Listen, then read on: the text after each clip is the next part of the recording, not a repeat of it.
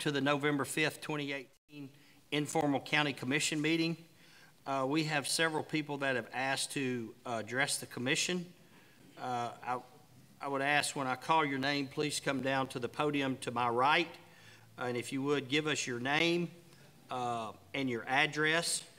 We have one person that was scheduled to speak, and that person is asked to be removed from the list. And we have another person who there was a little mix-up in the communication process, who had contacted our office, and so we're going to allow that individual to speak as well.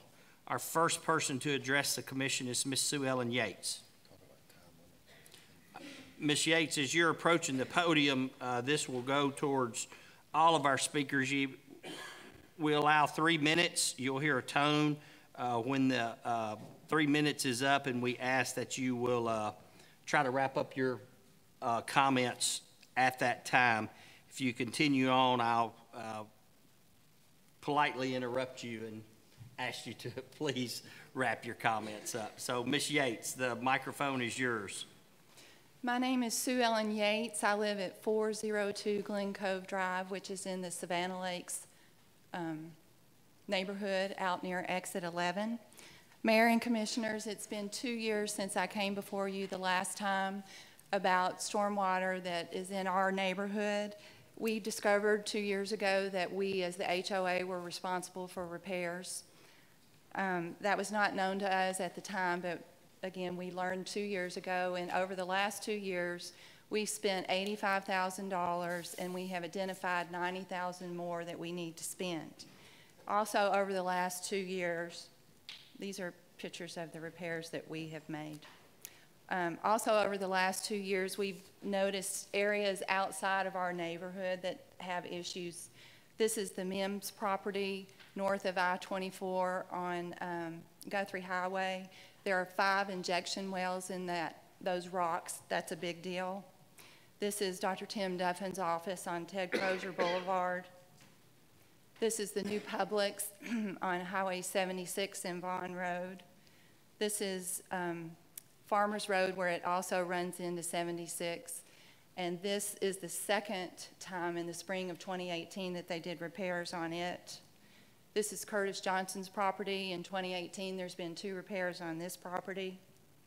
This is Abby Lynn. In year-to-date, they've spent $250,000 on stormwater issues in their neighborhood. This is a pump that Gas and Water has placed at the entrance of Savannah, which is a neighbor of ours, because stormwater is getting into the sewer system. Abraham Lincoln said, "The legitimate object of government is to do for a community of people whatever they need to have done but cannot do it all or cannot do so well for themselves in their separate and individual capacities." In the spirit of Lincoln's word, our HOA's insurance will not cover our stormwater system. I also found 2 revolving loan funds at the state level, tried to access those because they had low interest rates. Because we're not a government entity, we cannot have access to those loan funds. In our mind, there are 2 simple solutions. The first one is a stormwater utility. Our neighbor to the north, Hopkinsville, has one. They have generated $1 million in fees and leveraged that into $10 million in grants. So I think that's been successful. That would take time to do, so policy changes that could be done right now that would help homeowners such as myself, the ones at Abby Lynn, other areas. When there's a new project that you look at, or the planning and zoning, the rules would have to come from you. If the simple question is asked, what are you going to do with your water so that it doesn't increase the volume or the rate of flow onto your neighbor? And another part of that is, on the front end of projects, if capital reserve figures are identified for future maintenance, if that amount is identified and the reserve is funded, that would go a long way to helping homeowners not have to be responsible for these costs. So with that, I simply ask so that my children in 10 years, because of the growth that's going on in our community, they aren't faced with these kinds of costs, that we could begin today and address some policy changes. And I'm happy to answer any other questions. Mr. Harbour? Thank you, Mayor. Quick question, Ms. Yates. Appreciate you being here. I know you and I have had numerous discussions on this subject. Can you tell me why you feel, and I tend to agree with you, but why you would feel that the maintenance of stormwater systems would be a burden under the current policy? I can give you 3 quick examples. I walked on our sidewalk one day and I stepped off into the cul-de-sac, which is maintained by the highway, the county highway. There was about an 18-inch hole, so I went home, called the highway department. Within 24 hours, they had come, put in 30 yards of concrete, sealed it up, and they were done. And I'm thinking, it takes me 2 months, if we have the money on hand, just to get something lined up. So they have the expertise to do that. The second example, I showed the picture of Publix. When Publix bought their property, they negotiated with the landowner because they knew on the front end that they were going to have some problems with stormwater. And they negotiated a lower purchase price for that property because of it. When Bob and I bought our property, I was dumb. I didn't know that I could do that. I didn't know that I could go and go, I'm going to have to be responsible for stormwater. We better see if we can get our land purchased at a lower cost. And third, at this picture that's showing right now, this is one of our larger bodies of water. As you can see, it's out of bounds. Anytime we have like a 2-inch rain, that happens. Well, this is looking east, and there's a 134-home subdivision that's on the other side of this that feeds directly into our water. So one drop excess that's going to come from their pipes in their streets, we're already out of bounds. Just imagine what it's going to do when that happens. Let me show you one more quick picture. This is a little dark, but that big dark circle there that has the number 4 is that body of water that I just showed you. So all the water in our subdivision and the ones that are around us flow down behind Trelawny. They hit Old Farmers Road and cut across to the river.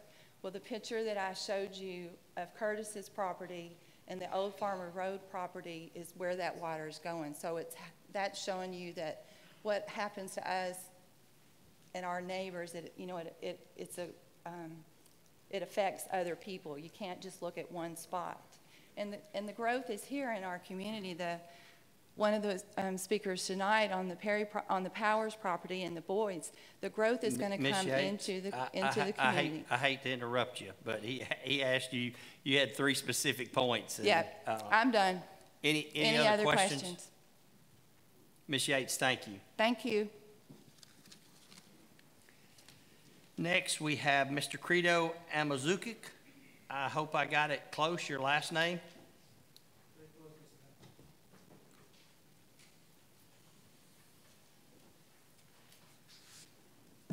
Good evening. My name is Credo Amazukic.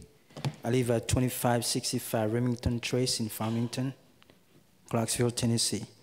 I've been a resident of Clarksville and Montgomery County for the past 13 years. And I came this evening to share ideas regarding solar solution for Montgomery County. As we know, every year, big companies such as GE, ExxonMobil, Philips, Cree, they spend billions of dollars looking for renewable energy. Best ways for us to live as the cost of living is going up and as our communities are growing. So we have to look as a community also as how we can live with cost effectiveness and energy independence within among ourselves.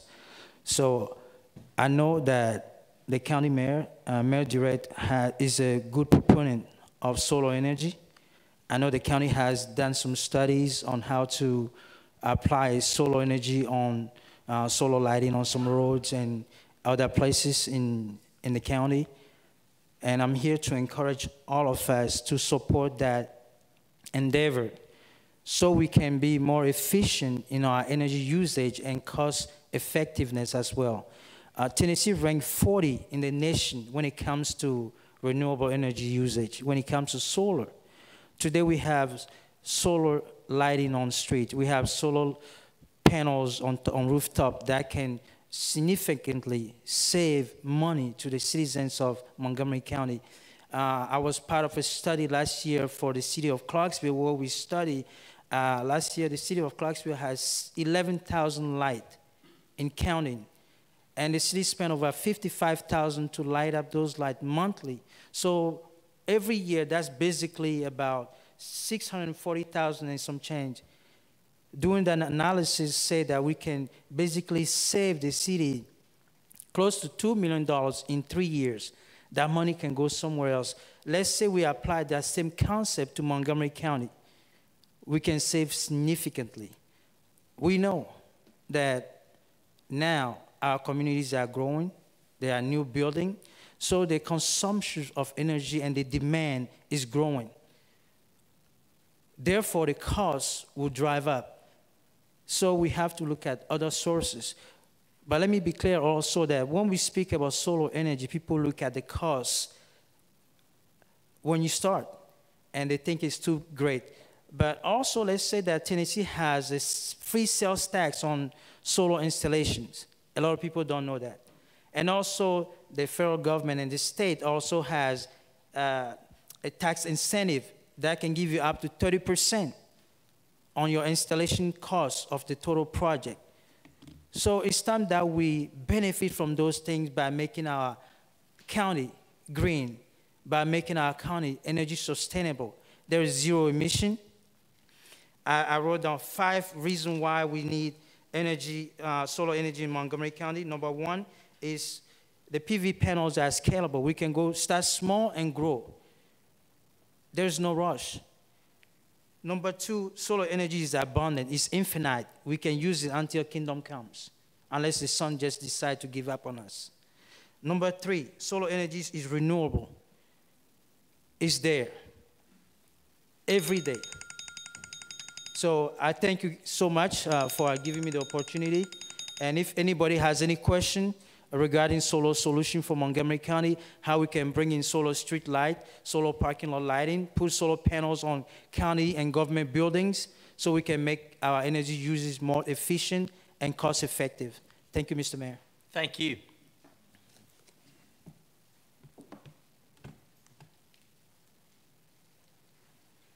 Next, we have Mr. Barry Smitto. Hello, Barry Smitto, 2402 Old Ashland City Road. We're limited as to what we can say here as citizens, so I'll be careful with what I say.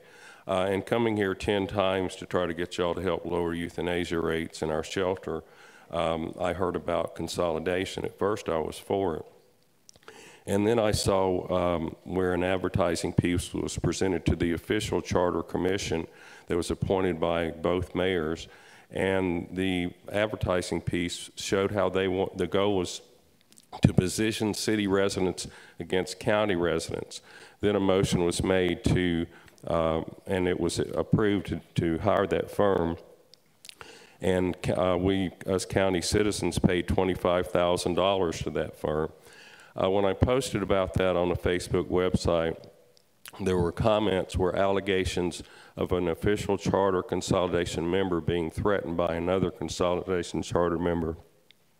I have tie-ins with the Industrial Development Board, the Economic Council, and I'd like the Atlas BX group and the Sango group and anybody concerned with zoning to get involved. I've been following the Atlas BX situation, and the Clarksville Safe and Strong, y'all are a great group, but there's really no way for the citizens at large to join your group and be heard. The industries are very organized. They've got all kinds of alphabet letter groups, and they're all very connected, and they're connected to consolidation. Pastor Mark Batterson was talking about go, set, ready. I'm very handicapped, and I try to do ready, set, go, but right now I'm go, set, ready. This is my speech right here.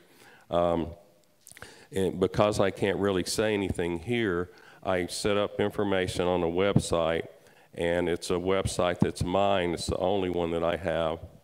And if you'll go to proofgodexists.net, today the first quote on there is about seeking justice in Montgomery County. The Bible tells us to seek justice.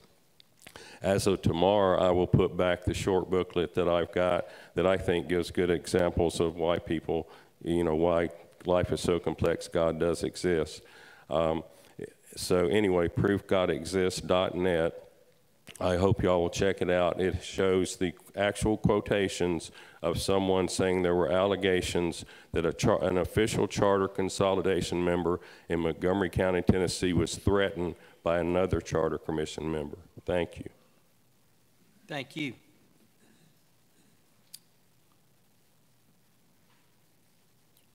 Ms. Joanne McIntosh?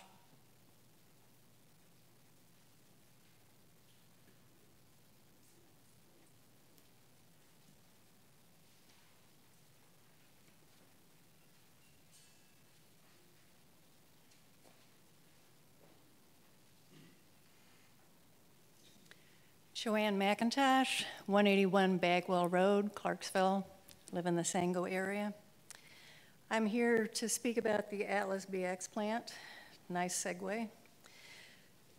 A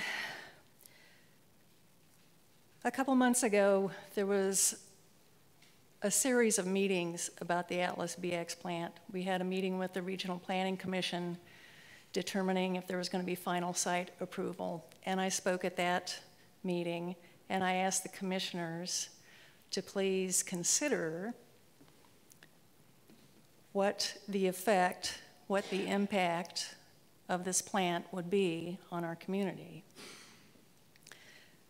Mr. Schmidt alluded to the fact that there's a group called Clarksville Safe and Strong that has been busy letting people know what the effects could be.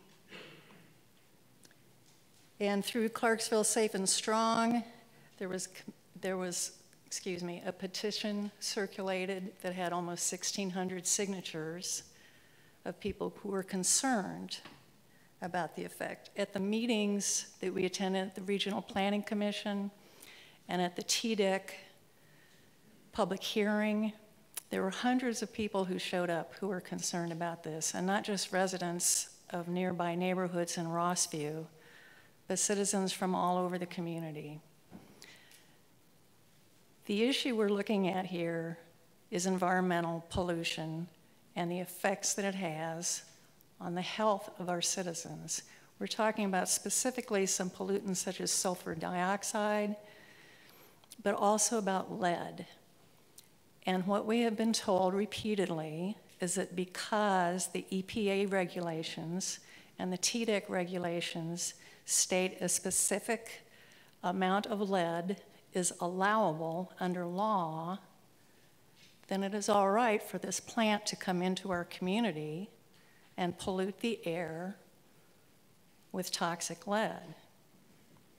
The problem is all the health organizations that have studied this issue, the Center for Disease Control, the American Medical Association, the Food and Drug Administration just last week came out and agreed that there is no safe level of lead that can be consumed by humans in any form, through water, air, in any form. So what we are doing is asking our officials to please reconsider allowing this plant to come into the industrial park where the toxic lead will be circulated in the air, in an air that is within 2 miles of hundreds of residents, of 3 schools, of a hospital. I understand that on the agenda tonight is a resolution by the commission to take some windfall money and get some monitors put in place around the plant. And the monitors will basically be testing to make sure, this is my understanding, that the levels that Atlas BX is going to put into the air, the emission levels, will not exceed the legally allowable levels. But our contention is that whether something is legal or not does not make it right for the citizens of the community. We understand that there is no safe allowable level of lead. Simply because the EPA and TDEC have not gotten up to date with their regulations regulation, is no reason that we should allow an industry like this within our county that may have a huge impact on the lives and the health of hundreds and thousands of people. Ms. McIntosh, if you would, please try to wrap your comments up. Right. The benefits of the plant are 200 jobs. I think when weighed against the detrimental effects that the plant could have on our community, it's not a good trade-off. Thank you. Thank you.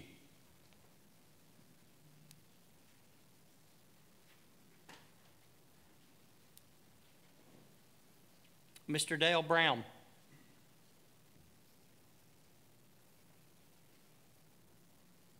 Mr. Brown? All right. Miss Bridget Childs. Ms. Childs, I'm sorry about the confusion, but you're going to get to speak. Bridget Childs, 2555 Elkmont Drive, Clarksville, Tennessee. Good evening, Mayor Durrett, commissioners, and citizens of Clarksville, Tennessee.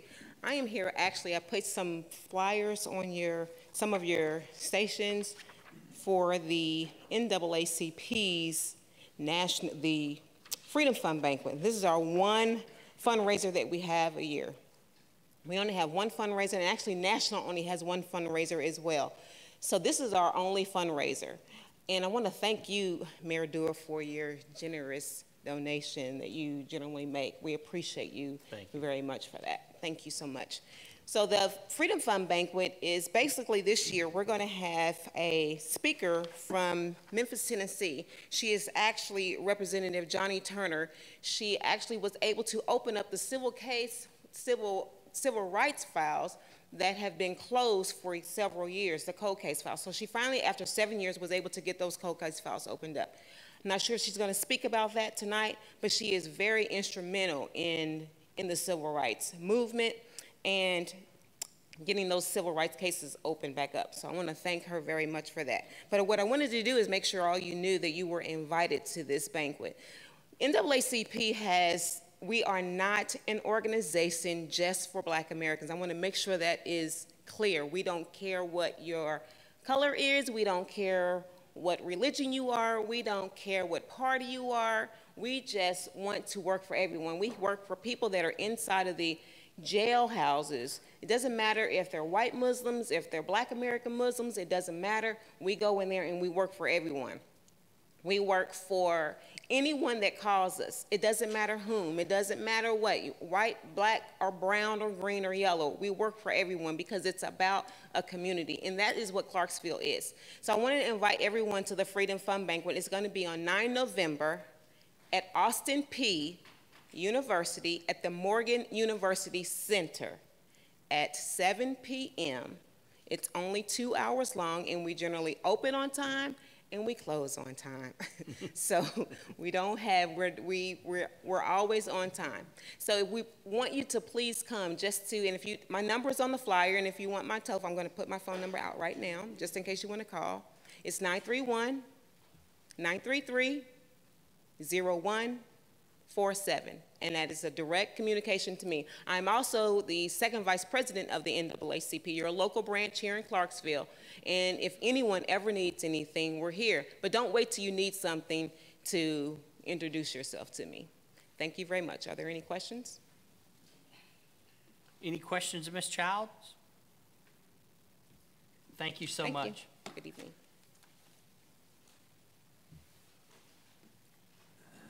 We will now call our meeting to order. Our first order of business is our zoning cases and public hearings. We will let our Planning Commission Director come up and explain the case, and then we'll have a public hearing on each zoning request.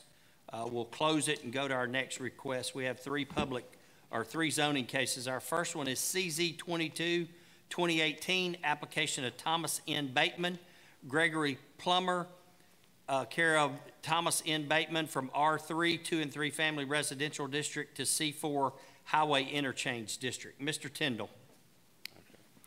Thank you, Mayor. Good evening, commissioners. Here to report out on the cases from the Regional Planning Commission's meeting last month. Our case, CZ 22-2018, your resolution 1810-13. This is application of Thomas Bateman and Gary Plummer. Acreage to be zoned is 0.88 acres, so just under an acre there off of Oakland Road. Current zoning is R3. Proposed zoning is to go to C4. It fronts on Oakland Road about 2,000 feet west of the intersection of Guthrie Highway and Oakland Road. It has a former home site and an accessory garage that still remains on the site, as you can see here. The applicant presently owns the adjoining 18.5 acres of C4. That's that blue color there on that map, just south of that property. This property is just outside the city limits. Its adjoining property to the west is zone ag. Applicant wishes to rezone the small parcel to be consistent with the remainder of their property. It is within the urban growth boundary. We did not receive any concerns or comments from city or county departments. It's in the Trenton Road planning area. Flip through just a few pictures for those of you who don't know the area. The skies opened up just as we got to this site. The site is to your right here. It's on Oakland Road. This is the area that was just improved out there, headed toward Guthrie Highway. It's there on the right where those trees are, very small, less than an acre parcel. Again, going to C4 to be consistent with the rest of that parcel. Staff recommends approval based on the fact that the proposed zoning request is consistent with the adopted land use plan. Request is an extension of the existing C4 highway interchange zoning district to the south and the east, and adequate infrastructure currently serves the site, and the Regional Planning Commission also recommended approval. Any questions of Mr. Tyndall on CZ 22-2018? Commissioners, any questions? All right, at this time, we'll go into public hearing for CZ 22-2018. We'll ask first for anyone in the audience that would like to speak on behalf of this zoning request. If you would, please come to the microphone and identify yourself. Our same rules will apply during our public hearing on zoning as they do to our public comment periods. Please limit your comments to 3 minutes. Mr. Mayor, Commissioners, my name is Thomas Neal Bateman. I'm the owner and applicant on this matter, and I'd appreciate your consideration of this and approval of it, and I'm here to answer any questions if you have. Any questions of Mr. Bateman? If not, thank you. Thank you, Mr. Bateman. Anyone else in the audience to speak on behalf of CZ 22-2018? Anyone else to speak on behalf? Is there anyone in the audience that would like to speak in opposition to CZ 22-2018? Anyone to speak in opposition? We'll now close the public hearing on CZ 22-2018.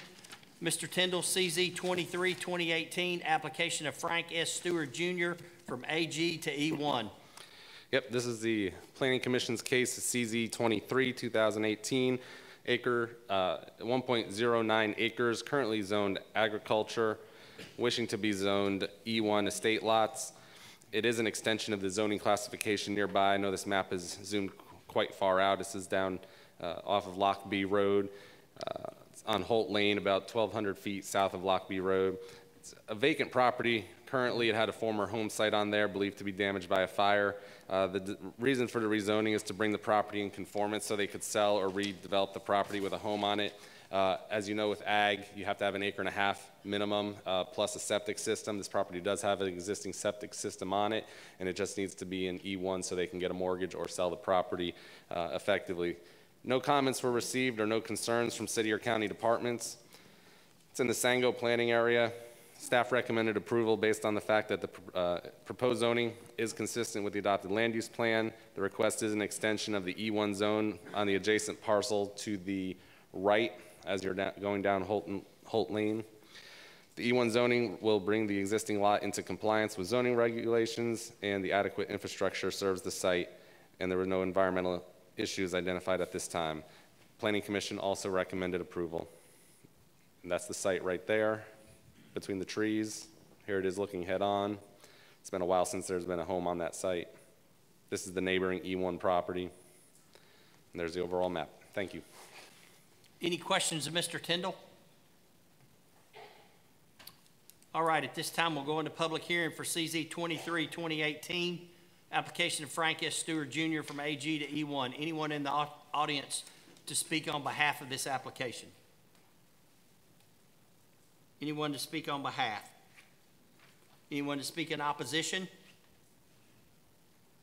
Anyone to speak in opposition to CZ 23-2018? Public hearing is now closed on CZ 23-2018. CZ 24-2018, application of Maud C. Powers et al. From AG to R4 Multifamily Residential District. Mr. Tyndall. Yes, this is Planning Commission case CZ 24-2018 of Maud Powers et al. Jonathan Clark is the agent. 20 acres to be requested to be rezoned from agricultural to R4. Property is on the south frontage of State Highway 76, approximately 1,000 feet west of Little Hope Road, and approximately 1,500 feet east of the South Gateway Boulevard, where the park and ride is near the interstate. It is not an extension of the zoning classification, but they meet the minimum requirement of over 4 acres to establish a new zone of R4. Current use of the property is agriculture with rolling hills and a varying tree line. The only comments received from departments of concern was from the school system regarding Rossview Middle and Rossview High, currently at 95% capacity. It's in the Sango planning area. Historical estimate of the number of units you could see for R4 in this area is approximately 238 lots. That's what we typically see based on other constraints on the properties. Potential population could be as much as 642. Staff recommended approval. The proposed zoning request is consistent with the adopted land use plan. It is in the UGB. The proposed R4 multifamily rezoning request provides an appropriate transition from the C2 general commercial district immediately to the west and to the R1A single family development to the east. That was just rezoned this past month. Adequate infrastructure serves the site and no other adverse environmental issues were identified at this time. In addition, if constructed, a type B landscape buffer would be required between the R4 and the R1A properties as part of the multifamily single family buffer program. This is a photo from 76 looking across at the site. It's like most of the properties out there with a heavy wood line along the road. If constructed, this wood line would likely be thinned out or removed, which could actually improve the distance of sight on the road there for motorists. This is the Boyd pumpkin patch, which is nearly directly across, offset just a little bit from this property. So the property would be at your back here. And there's the overall map. Any questions of Mr. Tyndall? Mr. Harper. Thank you, Mayor. Mr. Tyndall, quick question. Were there any concerns from the county highway department about Highway 76? We sent them a copy of the traffic assessment done by Suter Engineering, but we did not receive any comments back. So no comments? No comments. Second question, on the comments from the school system, was there a timeline for their concern? No, the school system tends to provide a pretty stock update on what the current capacity of the schools in those zones are. Reading it verbatim, Rossview Middle, Rossview High schools are currently at 95% capacity. Rossview Middle is using 7 portable classrooms, and Rossview High has 3 portable classrooms. This continued growth necessitates action to address building capacity and bus needs for the second fastest growing region in the county. No infrastructure funding or processes are in place at this time to address housing developments within this region. That's from the school system. That was everything you received? Correct. Okay, thank you. Mr. Tyndall, I don't mean to cut in front of Commissioner Knight, if you don't mind, Commissioner Knight. You said there was a traffic assessment done. What were the results of the assessment? Yes, sir. And just so the commissioners know, anytime we get an application over a certain amount of acreage for residential or anything over an acre for commercial, we require an assessment. Now, a traffic assessment is basically just a snapshot of what the proposed use is and what the background traffic is and what you might see in that area. Typically 5 to 8 pages done by some of our local engineering companies. When we go on to site development, then we will sometimes do a traffic study, which will get more in depth on how long does the left turn lane need to be coming in? Do we need shoulders? Do we need a signal? That's more of a traffic study issue. So a traffic assessment is really just the basically first stage of looking at it. Obviously, when you're doing a prospective zoning like this, you don't want to invest terribly much money on still engineering it and doing that, so the traffic assessment's a great tool. As I mentioned, Suter Surveying of Clarksville, Tennessee did the assessment. The calculations currently, and they looked at 6 different movements. Those movements are, obviously you have going through on Highway 76, east and west. Those movements exist. They labeled those movements as A and F, not a grade, just letters A and F. They had letter B going into the site, letter E was a left turn going into the proposed site, and then C and D were coming out of the site. Of all those movements, get back to the sheet here.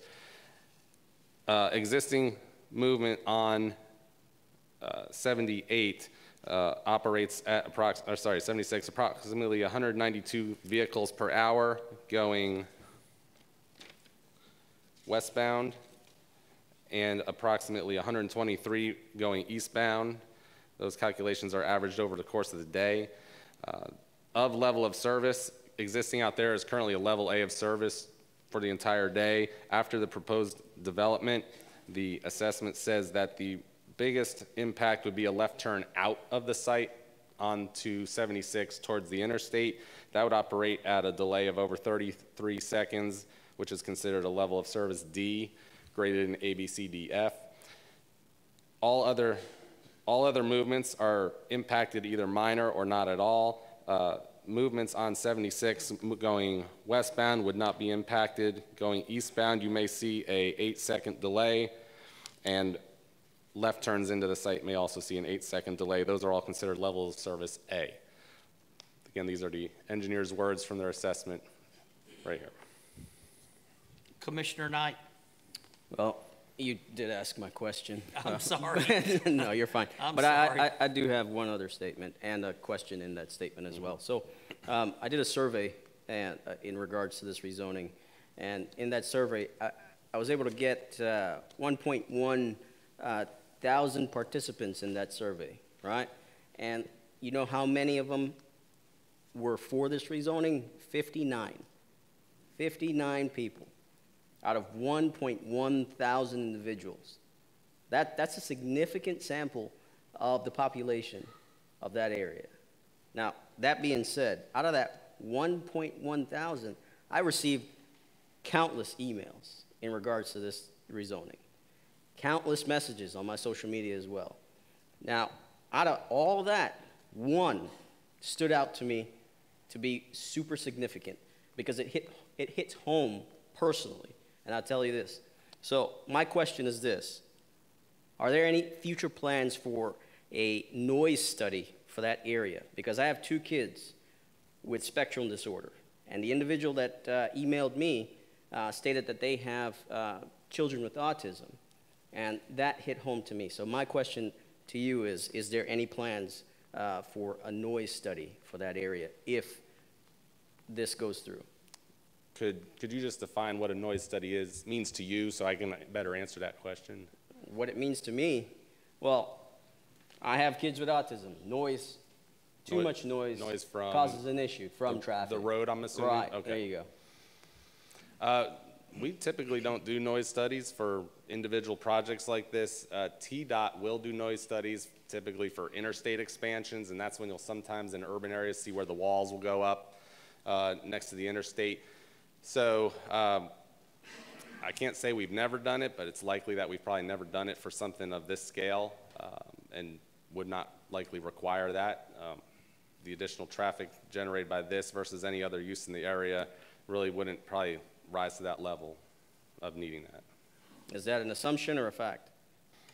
Well, I'm not a traffic engineer either, so I can't really make sure that that's a fact, but you know, we can probably ask Suter Engineering to make a statement on that.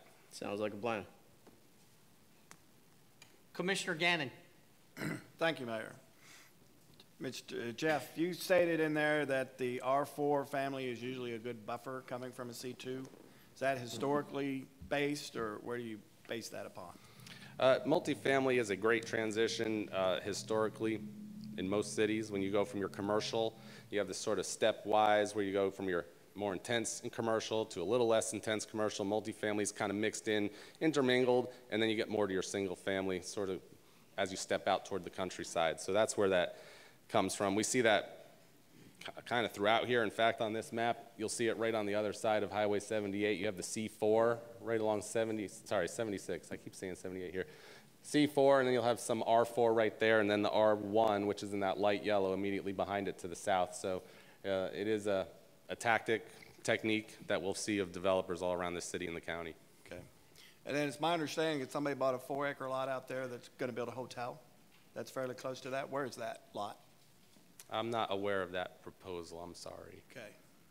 Bankers Gita bought a 4-acre lot right over there behind the Sudden Service. My understanding is that's going to be a hotel. C4 in this map would allow for hotel usage. We have not received an application yet, so I'm sorry if I don't know if that's coming yet. Thank you. Commissioner Beal. Thank you. 2 questions. My first question is the RPC concerned at all about these comments from the school system? This is a historic, I guess you'd say, back and forth. The Regional Planning Commission, County Commission, school system, city to a little lesser degree, since they don't quite directly fund the schools. But the school system, not to speak for them, but has historically not necessarily stood in the way of development, but wants to inform the County Commission of what constant development means for them and for their use. We take their comments into consideration, but at the same time, as you're building new schools, that's going to drive development. Since I've arrived here 8 months ago, we've had several meetings with school operations group, and we're continuing those talks, trying to trade data, trying to get a better handle on what they do and what they need and what we do and how it impacts each other, and trying to come up with a better strategy moving forward. But yeah, we do take them into consideration, but their concerns are sort of in a different lane than what our concerns are, if that makes sense. Well, I'm under the understanding that the ideal capacity for a school is 80%. So if we're at over 95% already, that's very concerning to me. My second question is, did you guys get any citizen input at your meeting?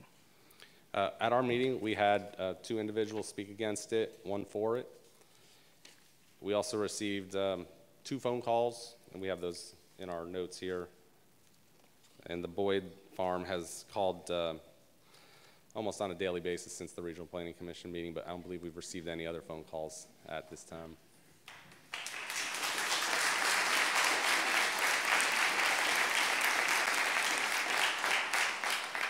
Commissioner Woodruff. Thank you, Mayor. Question in reference to fire protection.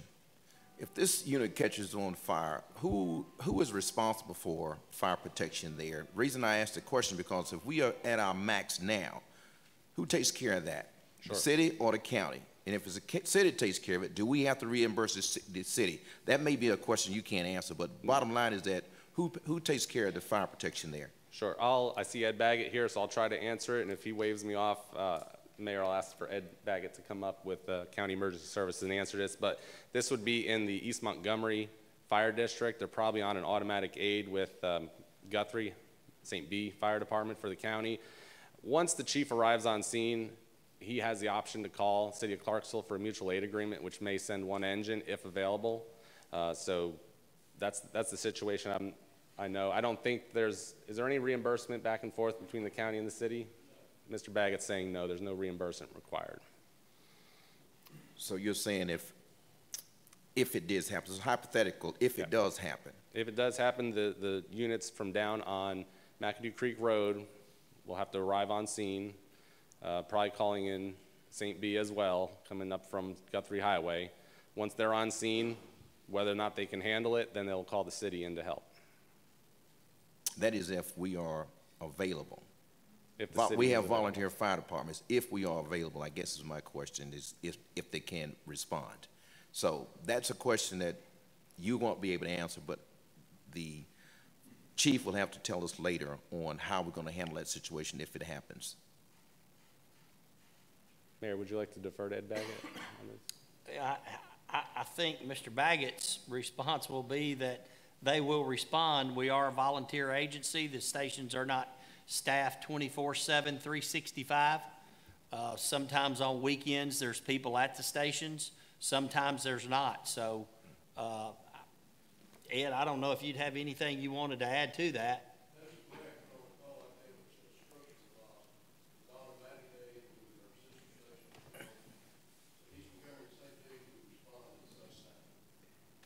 Okay, did you hear that, Commissioner Woodruff? Not really, but I guess part of my question is that are we going to be able to handle the growth in that area? And if not, at what point, this may be something Mayor and the Chief can tell me later, is when we talk about staffing the units out there? Yeah, that's not my question to answer. Okay, I got it, okay. Commissioner Pritchard. Thank you. My understanding, that's two-lane blacktop out there? Yes, let's see, we'll go back to the pictures. There's the picture. The property is on the right. The Boyd Farm entrance is at that mailbox right there. And when they did the study, did they take into account what it looks like at rush hour? I'm sure they did. I mean, there's a formula that goes into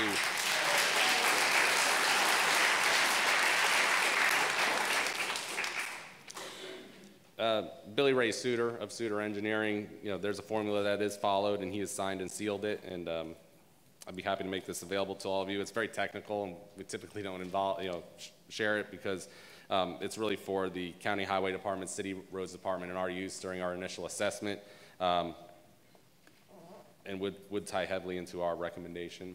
But it's averaged out over the course of a day for that assessment. And any future plan, any capital projects in the future for widening that particular stretch of highway? The 2045 MPO Strategic Master Plan, Long Range Master Plan, does not identify this stretch of road for improvement. I will say, however, in just a couple weeks, the 2045 plan will be sent out for draft review.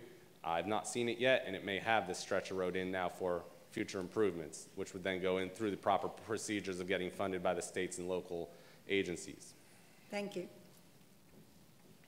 Commissioner Bryant. My question is similar to Lisa's. What time of day that this survey was taken on the highway? I understand that they did the traffic study and just kind of estimated it. Well, they take when you drive around, you see those strips across the road. TDOT occasionally takes traffic counts. So the traffic counts were taken in this area by TDOT, which is then available for engineers to use. So when was the TDOT? Yeah, I'm trying to find that. They try to get to all the roads within a 2-year rotating period here. And I don't really want to take up too much more of this time. And if you want to have the public hearing, Mayor, and then I can answer that question maybe afterward. But as I read through this a little more and come up with that exact date, because I don't want to make it up here. Added to that, is that the information that this firm used to make their determination with an overall average? Is that your estimated guess of what they probably did? Suter survey? Yes, and I'll read the methodology one more time just so I'm telling you that correctly. Okay. Commissioner Joe Smith. Thanks for being here tonight, Jeff. My biggest concern with this is the school population is probably my biggest concern. We've got over 1,200 houses in the Sango community probably going up right now. If you include the new subdivisions they're doing off of the Madison Street corridor area. If you do look on Sango Road, there's about 4 or 5 subdivisions going up. All of those are slated for either Sango Elementary, Carmel Elementary, Rossview, Clarksville High, et cetera, et cetera. All of these schools are busting at the seams. I know that the mayor proposed and showed us a 5-year plan that the school systems come out with as far as what their plans are. I don't see a lot happening in those areas to address school concerns. The other part of it is this landowner owns the section next to it, which is a C2, if I'm not mistaken, which ties into the park and ride. One way to alleviate the traffic concerns would be if he tied into that 2-lane road that's at the park and ride. It has a stoplight at the end, and it's already entering into a 4-lane road area with a median. That would be the safest method for anybody if they're going to come to the county commission and propose that they want to do a development. There's a nearby outlet with a red light. They own land that ties to it. That would probably be the safest bet. As far as this zoning, do we have a site plan, or is that going to come after the fact?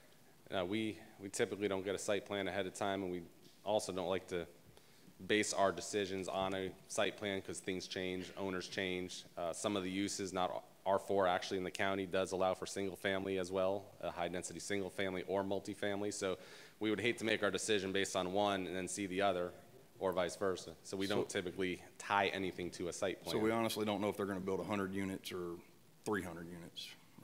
Right. Historic estimates for the R4, as I mentioned, was, get back to my sheet here, 238 for 20 acres. For 20 acres, okay.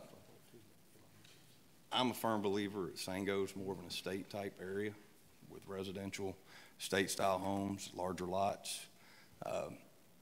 R4, I'm not a big proponent of, I've always said that.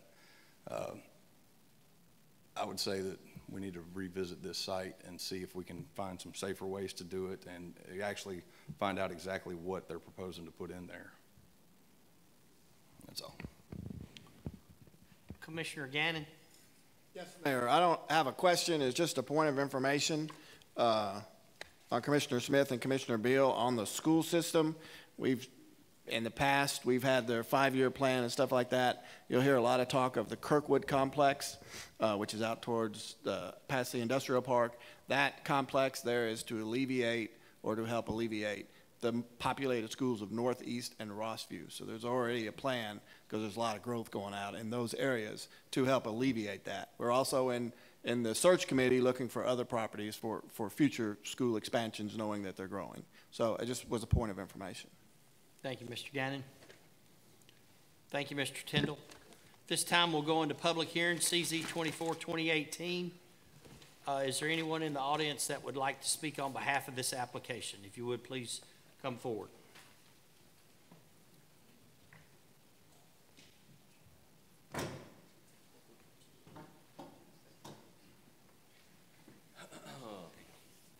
Ladies and gentlemen of the commission, my name is John Clark. I'm the applicant for this particular application. Would be happy to answer any questions you may have. Commissioner Gannon. I have 4 questions. Can you tell us how many occupants and how long it will take to construct it is question 1.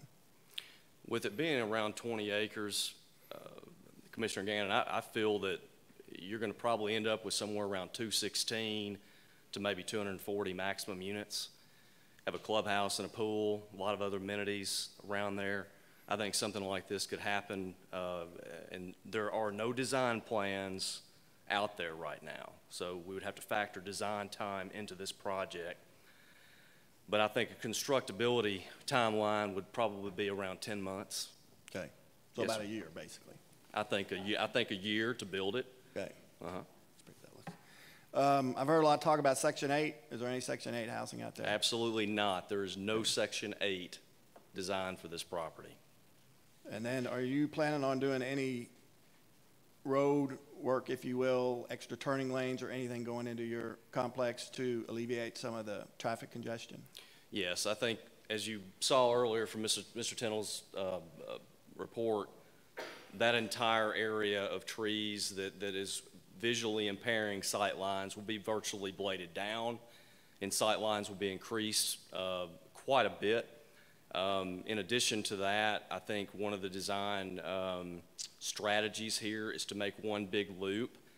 Someone said it earlier, I think it was you, Commissioner Smith, talking about the access to C2 and Hornbuckle, to where you can automatically float out to ease congestion, as well as also have a light right there to make a very easy transition, a safe transition. What you see out there right now, yes, it is a 2-lane road, but I could assure you that through discussions and design work and working with TDOT, there's a lot of checks and balances that have to be incorporated into a project like this. And then that was kind of my last questions. Are you up for tying into the park and ride road to maybe have traffic coming out of the traffic light to make it easier to access and things of that nature? Yes, I am. Okay. Thank you. Commissioner Knight. My question is simple. Do you live out in the area? No, I live across from Dunbar Cave Road. So you haven't spoken to anybody out there in that area in regards to, because I know you mentioned something about discussions, so you haven't discussed anything with anyone out there? I've procedurally followed your process to engage the Planning Commission and submit for a rezoning application. Okay. Thank you, Mr. Clark. Is anyone else in the audience that would like to speak on behalf of CZ 24, 2018?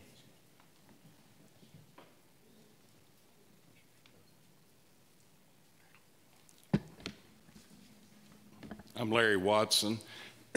Pardon me. I'm a local attorney. I represent Mr. Powers. Mr. Powers owns the subject property that we're here on today. And I've represented him and known him and his family forever. His family's owned this property since he was in elementary school. We're the same age, and that's a long time ago. Well, they haven't sold it. They haven't done anything with it. They haven't done anything that's disgusting or anything else. And they haven't devalued anybody's property, and they're not starting today.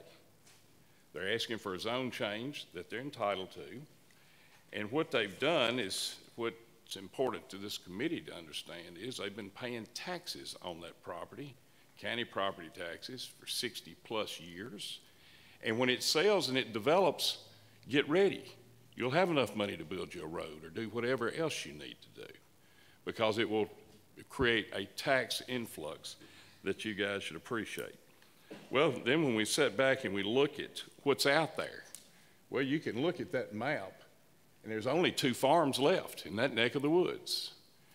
And it's the Boyd Farm across the street, and it's the Powers Farm that we're talking about. So that's 2. So now there's a lot of opposition to this. I'm not sure why, because look at the density of everything else around it, particularly on the other side of the interstate. Now think about it this way. The interstate, it's been out there, what now, 40 years? Well, when the Powers bought this property, it wasn't even a thought.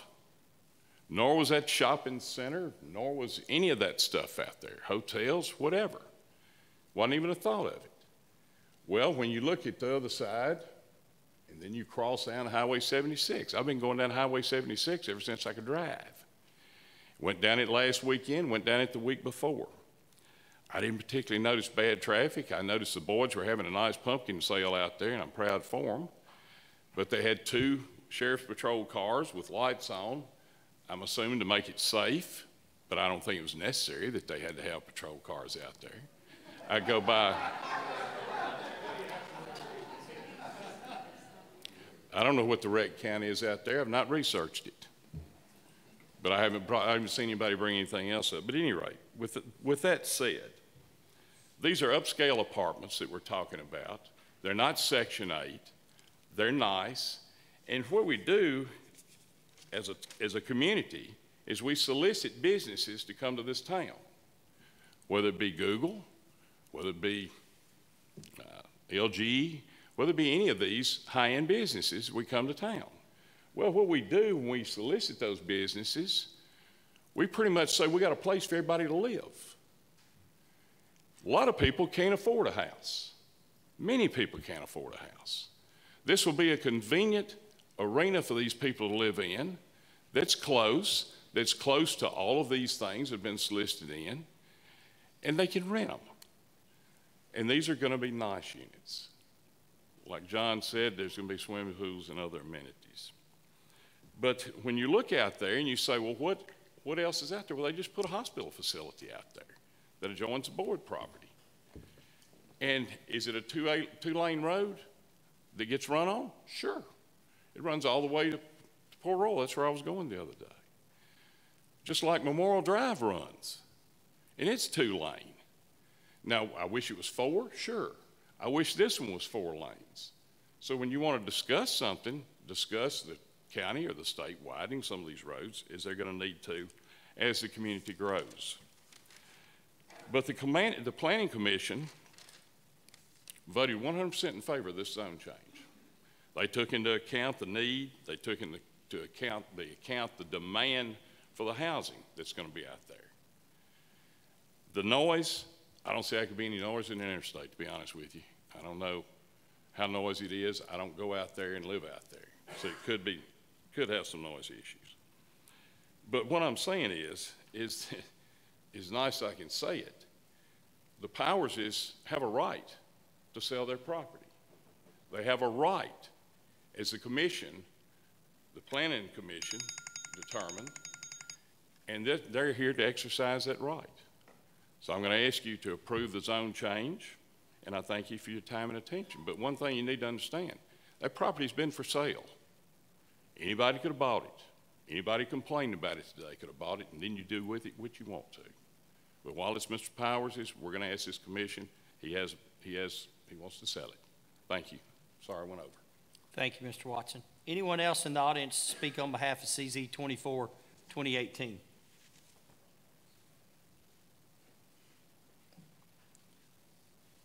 Did you say something? Anyone in the audience to speak in opposition to CZ 24, 2018?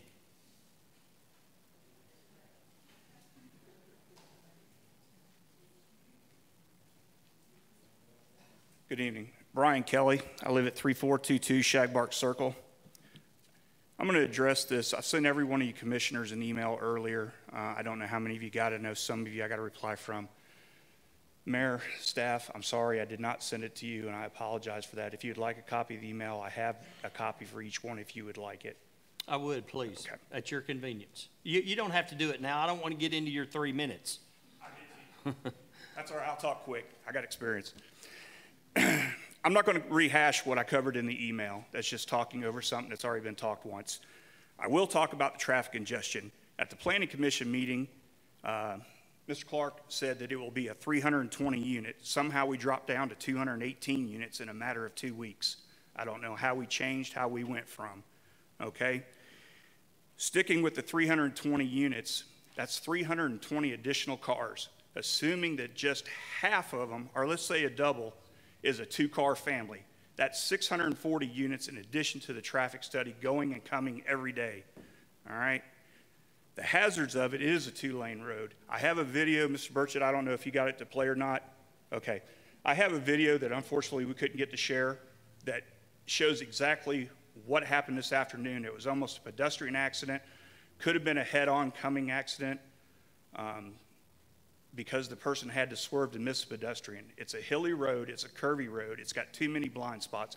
I live at the most dangerous intersection on Highway 76, which is North Woodson and Highway 76.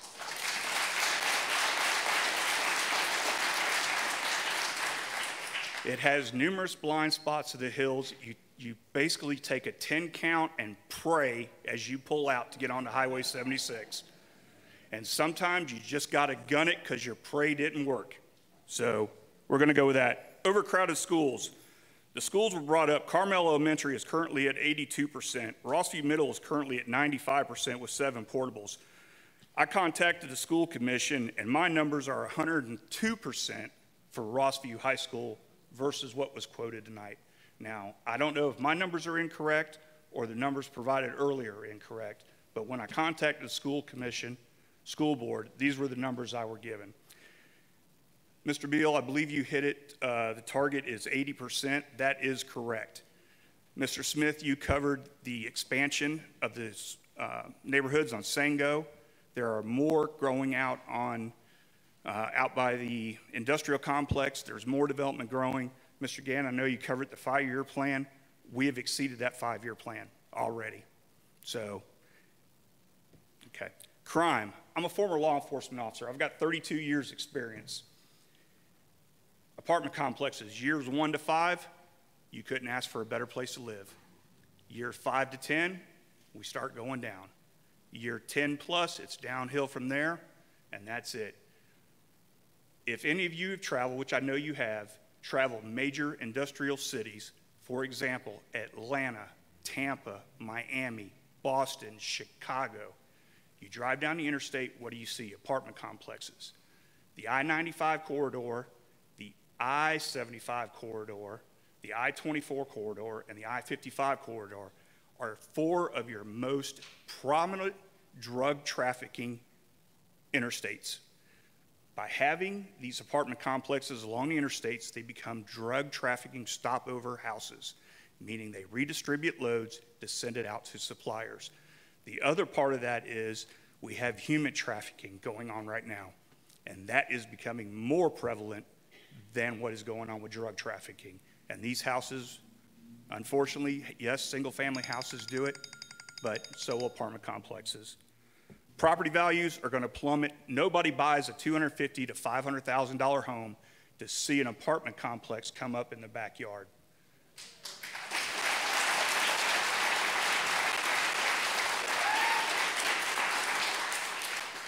The Army brought me here over 20... Sir, I don't know if you heard the buzzer. I didn't, I'm sorry. It was hard to hear, but it did go off, so please try to wrap your comments up. All right.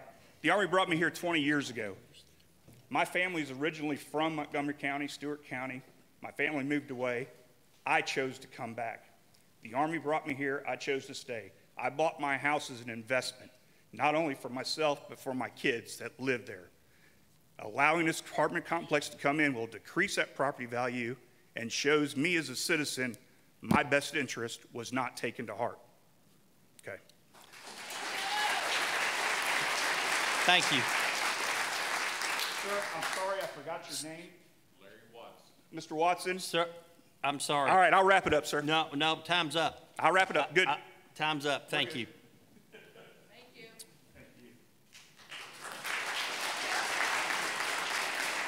I'll hand them out.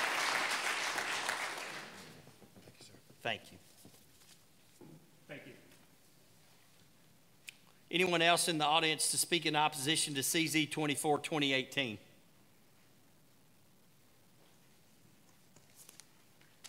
I'm Keith Boyd, 4583 Toby Darden Road. Our family farm is across Highway 76 from the Powers property. My mother's and sister's homes overlook this 20-acre section. We love the area for what it is, as do many who live there and pass through daily.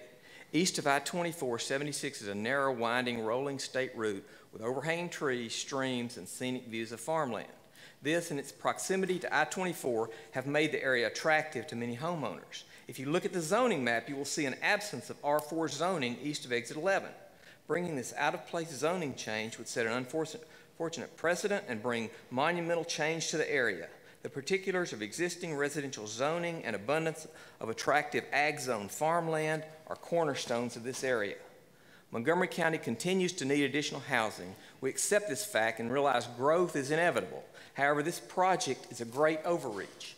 The present infrastructure is not supportive. Highway 76 is a narrow, winding, rolling, two-lane highway with a shoulder measured in inches, extremely limited sight distances, no bicycle lanes, no sidewalks, and it's heavily traveled. Coming from a multi-family residential area, we would see many more pedestrians than from the R1A areas existing now. They would walk to the Sudden Service, McDonald's, Subway, BP, the new Publix, as well as the park and ride lots adjacent to the interstate. This would be a peril to them and drivers attempting to avoid striking them. Without adequate sidewalks and a wide roadway, there's no place for apartments here, from strictly a public safety standpoint.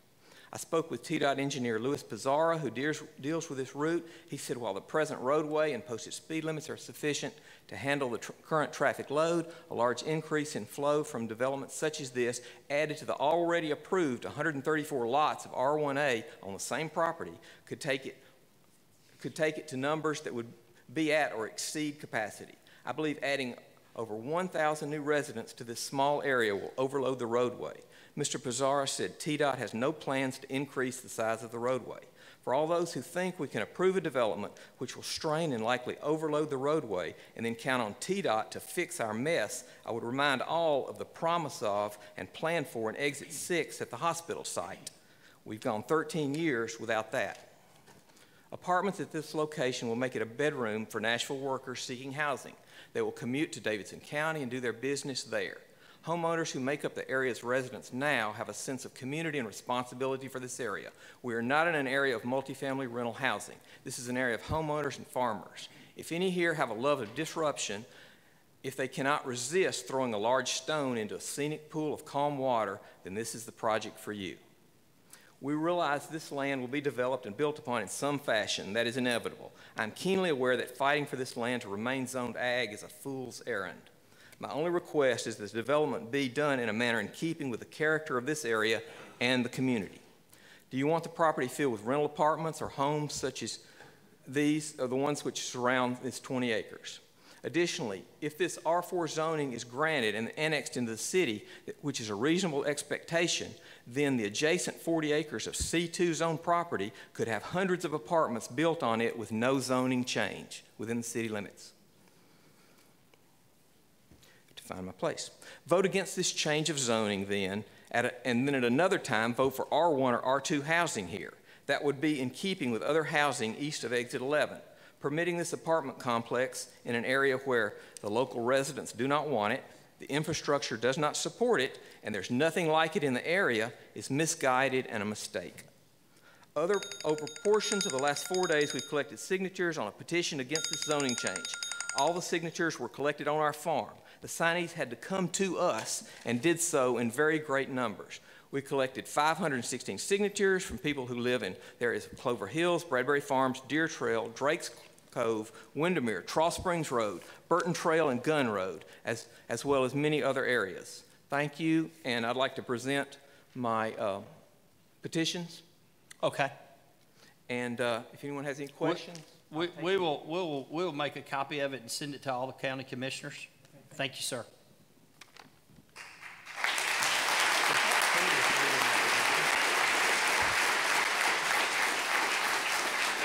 Is there anyone else in the audience that'd like to speak in opposition to CZ 24, 2018?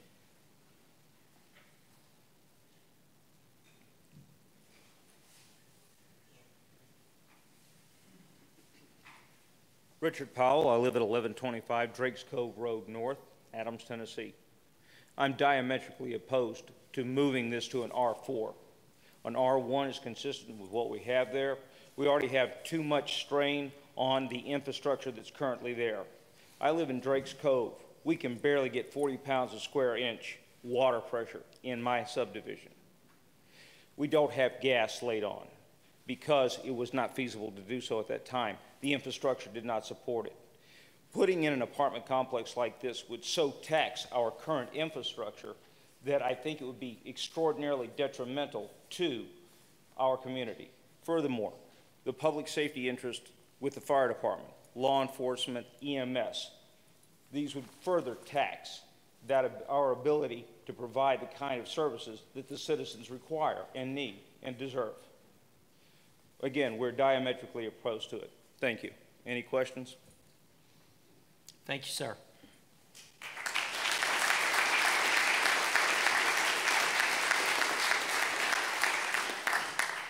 We're now going to close the public hearing on CZ 24, 2018. We're going to move into our resolutions. I know there's a lot of people here. You may not want to stay for the rest of the meeting, so I'm sorry, Mr. Tyndall. I got you wrote down. You asked me for a minute. You got a minute. Actually, I'd like to respond to Ms. Bryant's question regarding the traffic assessment. The data was done, CDOT data 2016. The 2017 data has not been compiled yet, whatever that means for the engineer. Average daily counts in 2016, 7,555 vehicles a day on average.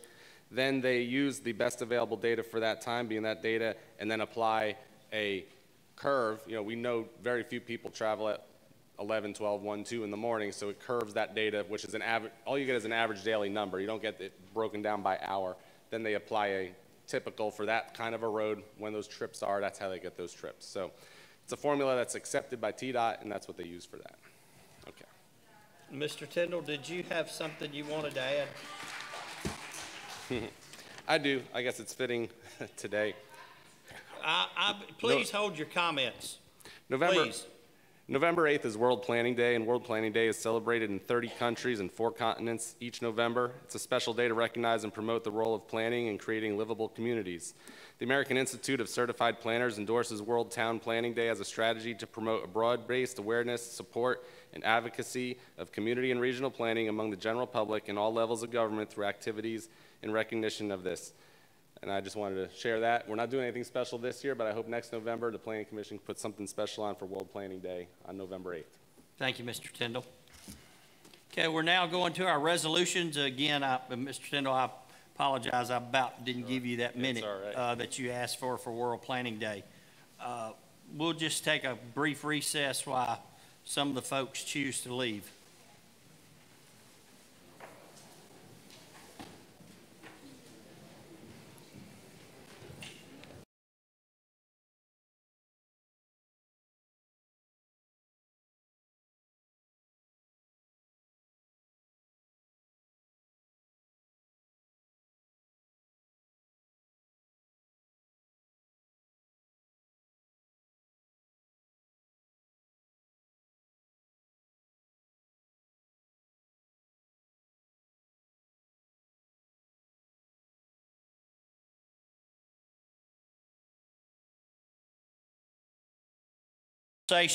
Please take it outside in the area outside the commission doors.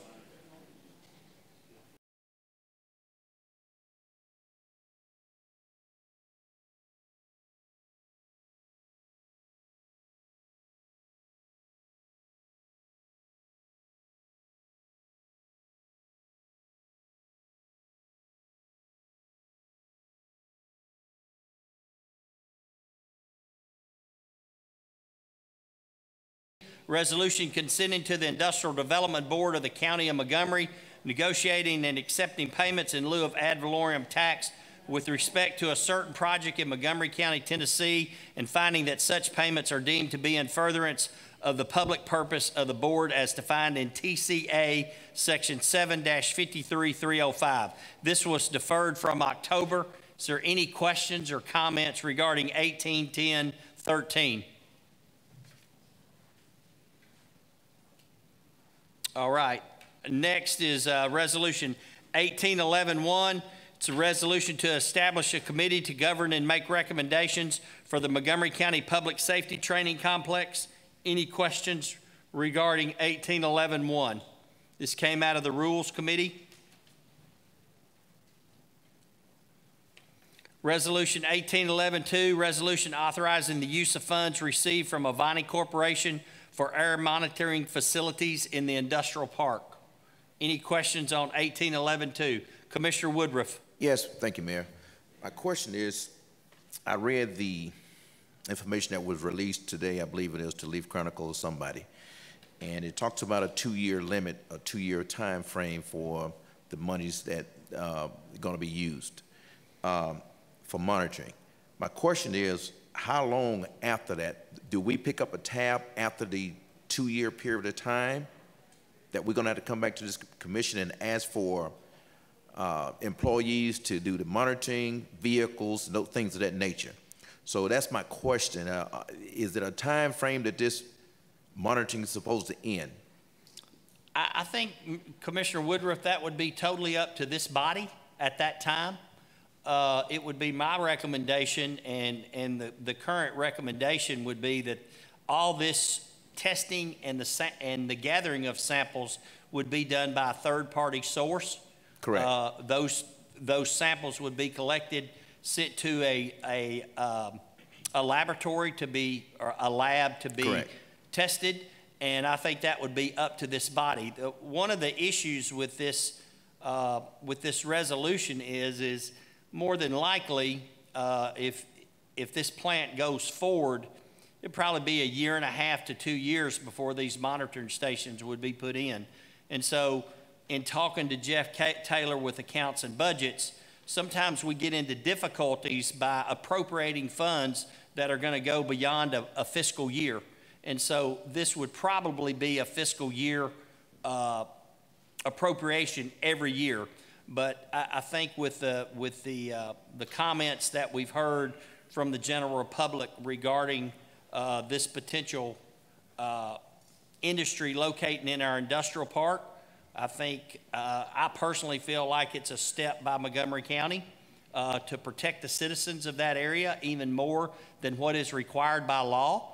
And so that's my reason for bringing this to the body. I don't have a problem with the monitoring. I just want to be sure that in the future, if it lasts for 2 years or 36 months, or how long it lasts, the money that is allocated now, is that going to come up on every budget year for X amount of dollars for employees at that point? Once that plant is in, are they going to pick up the tab from that point on? Or are we going to be allowed for that, responsible for that? I don't think we can require them to pick it up. There's still conversations with that company about what their participation may be. But again, we don't regulate air quality. And so it's not required by the Tennessee Department of Environment and Conservation. And again, I would not recommend that Montgomery County have any employees that would be associated to going and collecting the samples or doing anything. It would be my recommendation that it would all be done by a third-party source. So it's still, my question is that even a third-party source, future, is this going to be a bill that the county have to budget for? If the county chose to continue the testing, then yes, we would have to appropriate the money every fiscal year. That's my question. Commissioner Bryant. An air quality violation under the use of these monitors, who would be the person that would actually enforce the violation to the company? And how will we know if a violation occurs through the monitoring system, who's going to enforce it? Those reports would be given directly to Montgomery County. Montgomery County, it would be our responsibility to report those violations, in my opinion, not only to the company, but also to the Tennessee Department of Environment and Conservation. And once we did that, it would be out of our hands as to what occurs, correct? Yes, ma'am. We have no regulatory authority over air quality. Thank you. Commissioner Harper. Thank you, Mayor. I'm, like a lot of citizens, very concerned about our air quality. Question, drilling down on the proposal, I would assume the 2 air monitoring stations would be the bulk of the expense.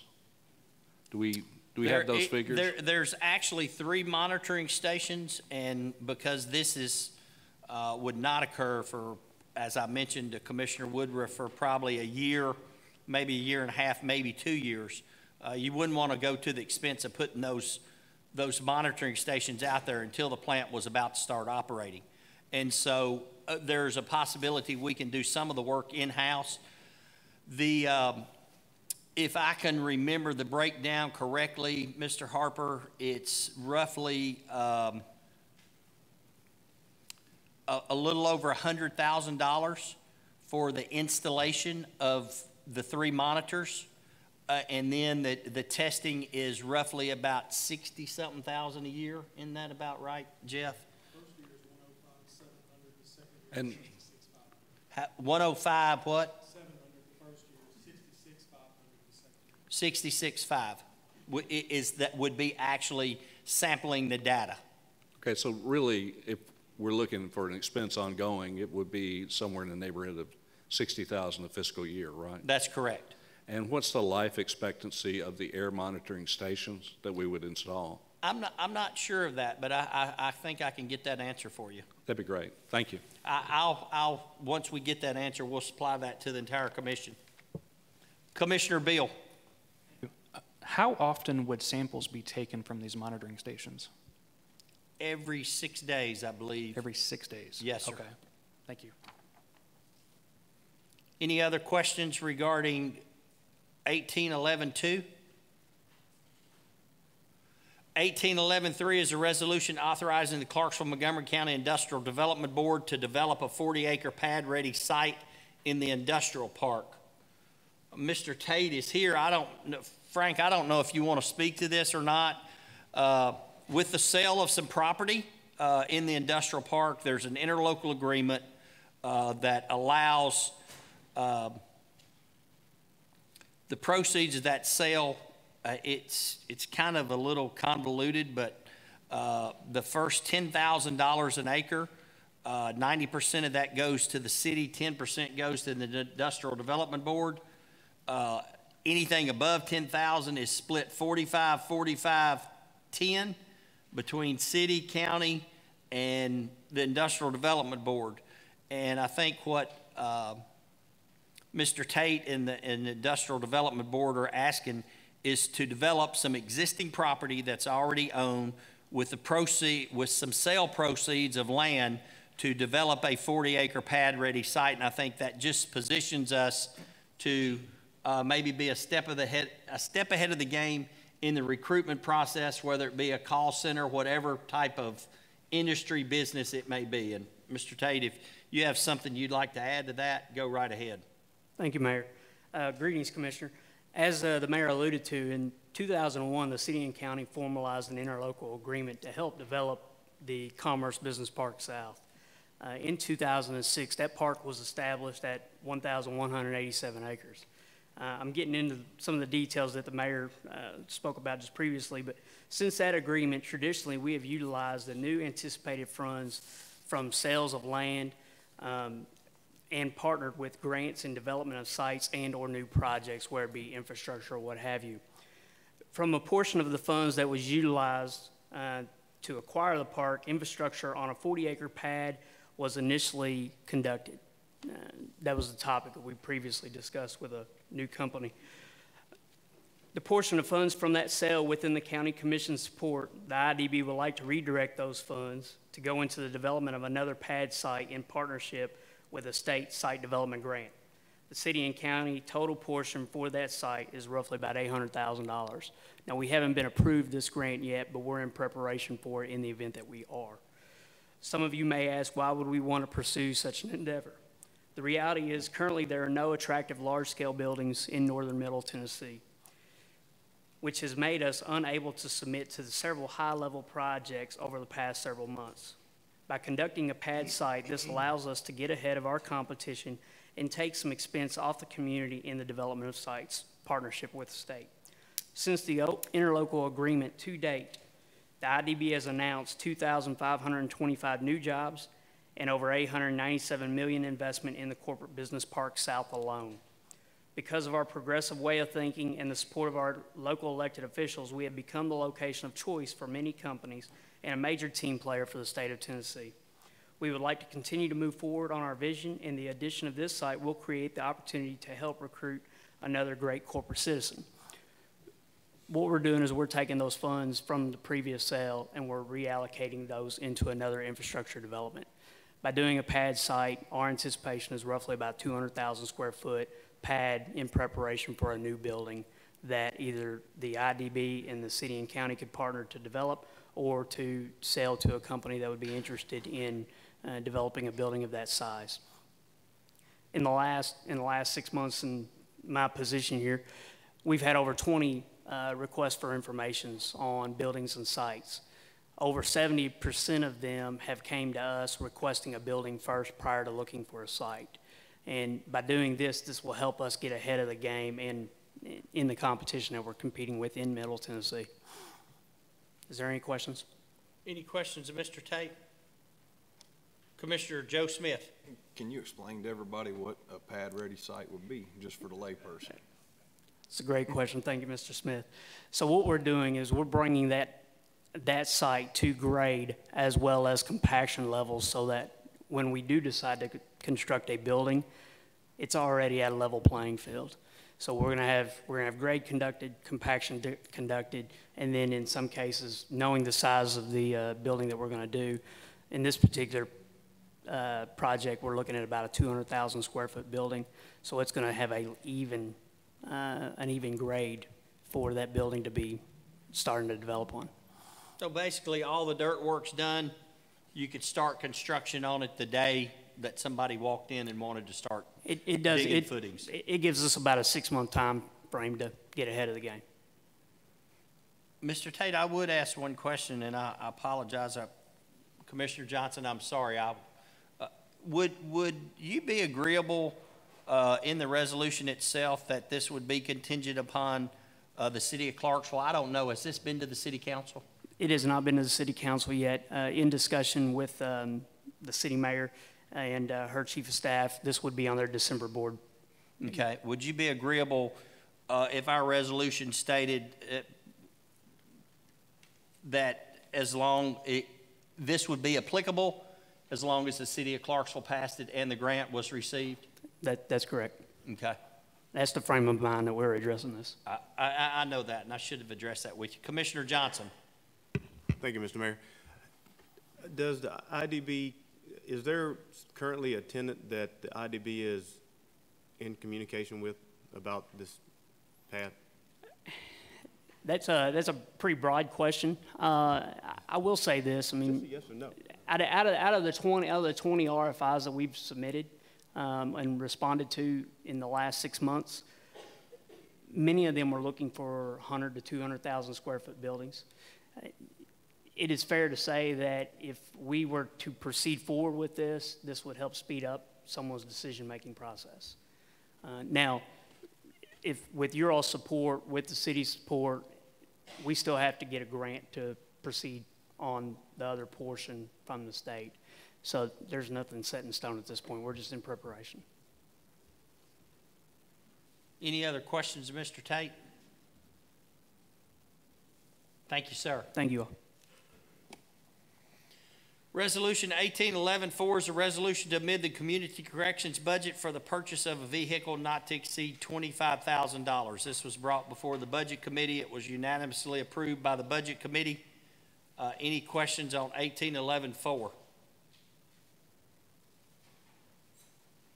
Under our reports, nominating committee nominations, Chairman Gannon. The nominating committee met today at 5:30. And we will enter in as a motion the following nominations on next week's meeting, November 13th. The Jail and Juvenile Committee, 2-year term. Commissioner Josh Beals nominated to fill the unexpired term of Ron Sokol to expire January of 2019. Commissioner Jason Knight is nominated to fill the unexpired term of Joe Wayant, term to expire January of 2019. Commissioner Chris Resnick is nominated to fill the unexpired term of Martha Brockman, term to expire January 2020. And Commissioner Rashida Leverett is nominated to fill the unexpired term of Tommy Vallejos, term to expire January 2020. The School Liaison Committee, 2-year term, maximum 4 years. In Geographical Area 3, Commissioner Loretta Bryant is nominated to fill the unexpired term of Wallace Redd, term to expire January 2020.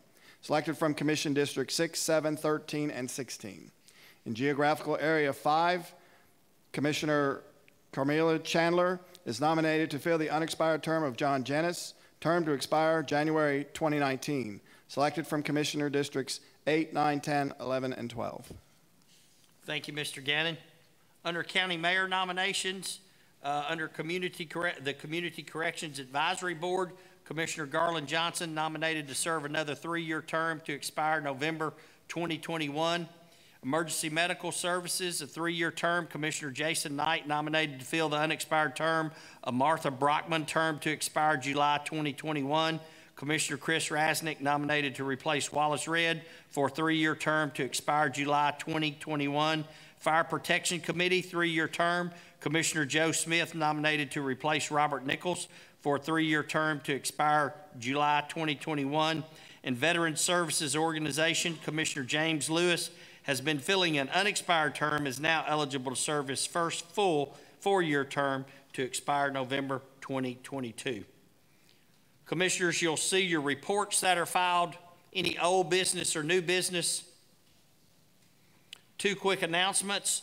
Just a reminder that the formal commission meeting will be next Tuesday, November the 13th, as opposed to Monday. It'll be next Tuesday the 13th. 6 p.m., and this is due to the Veterans Day holiday on Monday. And I would like to remind you that this Saturday, the Veterans Day Parade will be downtown. Prior to the parade, there'll be a ceremony here at the courthouse recognizing our veterans. There'll be a guest speaker, and then the parade will start after the ceremony at 10 o'clock. With no further business, we're adjourned.